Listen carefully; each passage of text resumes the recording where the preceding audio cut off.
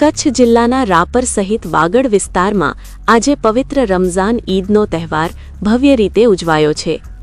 મુસ્લિમ સમાજ માટે અતિ પવિત્ર ગણાતી ઈદ ઉલ ફિતર નિમિત્તે લોકોમાં ભારે ઉત્સાહ અને આનંદ જોવા મળ્યો હતો।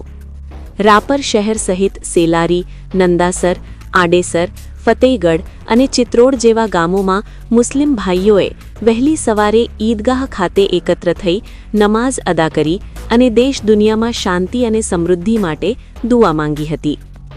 રાપર શહેરના આથમણા નાકા પાસે આવેલી જામા મસ્જિદથી મુસ્લિમ ભાઈઓનું જૂથ આંડવાળા તળાવ કિનારે આવેલ ઈદગાહ સુધી પહોંચ્યું, જ્યાં સામૂહિક નમાઝ અદા કરવામાં આવી હતી। આ પ્રસંગે સમાજના આગેવાનો તેમજ મોટી સંખ્યામાં લોકો ઉપસ્થિત રહ્યા હતા અને એકબીજાને ઈદની શુભેચ્છાઓ પાઠવીને ભાઈચારો મજબૂત કર્યો હતો।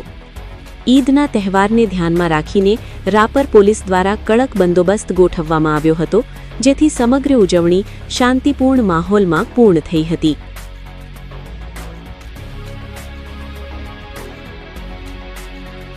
રૂપિયા ડિપોઝિટ આપી છે। રસિકલાલ કાંતિલાલ ઠક્કર 15 લાખ રૂપિયા ડિપોઝિટ છે। કેતુભા ખોડુભા ગઢવી 50,000 રૂપિયા ડિપોઝિટ છે।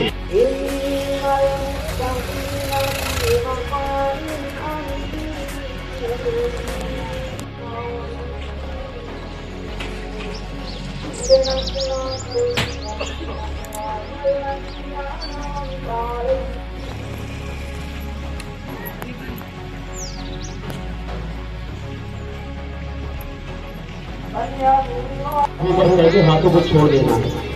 फिर तीसरी मर्तबा इमाम साहब कहें अल्लाह अकबर कहने के बाद में हाथों को बांध देना। उसके बाद में इमाम साहब सूरह फातिहा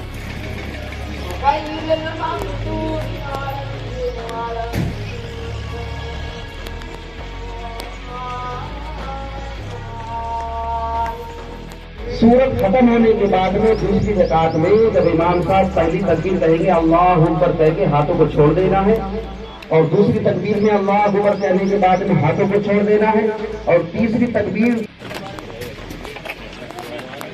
Allah